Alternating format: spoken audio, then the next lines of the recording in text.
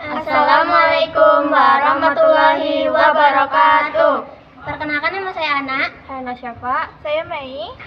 Kami dari kelompok 10 akan menjelaskan peristiwa agresi militer Belanda II. Yang pertama adalah penjelasan peristiwa agresi militer Belanda. Agresi militer Belanda adalah serangan bersenjata yang dilakukan Belanda terhadap Republik Indonesia setelah Proklamasi 17 Agustus 1945. Tujuan Belanda adalah merebut kembali wilayah Indonesia yang telah merdeka, menguasai sumber daya penting terutama perkebunan, pelabuhan, dan kota ekonomi utama, menekan posisi diplomatik Republik Indonesia. Agresi militer Belanda II, 19 Desember 1948. Belanda menyerang Yogyakarta, ibu kota rakyat Indonesia saat itu, dan menangkap Presiden Soekarno-Hatta serta pemimpin rakyat Indonesia lainnya. Namun Belanda tetap gagal karena perlawanan gerilya yang dipimpin Jenderal Sudirman dan tekanan internasional. Yang kedua, makna dan nilai-nilai dari peristiwa agresi militer Belanda. Makna, bukti kedaulatan Indonesia tidak dapat diganggu-gugat, meskipun Belanda mencoba memaksakan kekuasaan. Kemenangan diplomasi dan persatuan bangsa, karena akhirnya Belanda ditekan oleh dunia internasional dan Indonesia mendapatkan pengakuan kedaulatan. Nilai-nilai, nilai perjuangan dan pantang menyerah, rakyat tetap melawan melalui perang gerilya. Nilai persatuan dan kesetiaan kepada negara, seluruh rakyat bersatu mempertahankan kemerdekaan. Yang ketiga, identitas peristiwa agresi militer Belanda II. Waktu dan tempat, 19 Desember 1948 di Yogyakarta.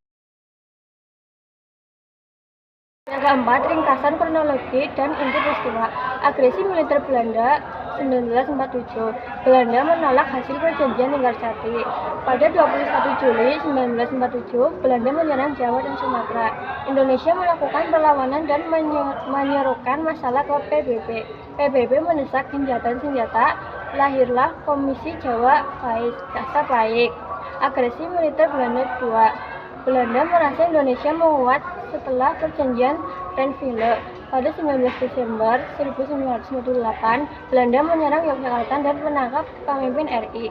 Pemerintah Darurat Republik Indonesia atau PDRI dibentuk di Bukit Tinggi. TNI melakukan perang gerilya membuktikan RI masih ada. Tekanan internasional AS PBB memaksa Belanda mengambil kekuasaan. Menjadi jalan menuju konferensi Meja Bundar KMB 1949 pengakuan kedaulatan. Inti peristiwa, Belanda berupaya menjajah kembali Indonesia, namun gagal karena perlawanan rakyat dan dukungan dunia internasional sehingga Indonesia tetap merdeka. Yang kelima, kelebihan dan kekuatan peristiwa, menguatkan identitas nasional, perjuangan bersama melawan Belanda memperkuat rasa persatuan dan nasionalisme, membangun strategi militer yang efektif, perang gerilya yang terbukti menjadi keunggulan TNI dan menegaskan bahwa kekuatan dan rakyat mendapat melawan pasukan yang penjajah yang lebih modern. 6. Ayat Al-Quran atau hadis yang berlawanan dengan peristiwa agresi militer Belanda. Ayat dan hadis berikut menunjukkan nilai-nilai perjuangan, kesabaran, serta memperkuatkan tanah air Indonesia kezaliman.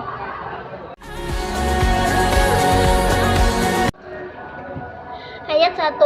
Quran Surat Al-Hajj ke-9 telah diizinkan berperang bagi orang-orang yang diperangi karena sesungguhnya mereka telah dizalimi. Relevansi. Rakyat Indonesia membela diri karena Belanda menyerang dan menzalimi kemerdekaan yang sah. Ayat 2 Quran Surat An-Nis 75. Mengapa kamu tidak berperang di jalan yang Allah dan membela orang-orang yang lemah? Sekian dari kelompok kami. Wassalamualaikum warahmatullahi wabarakatuh. Terima kasih.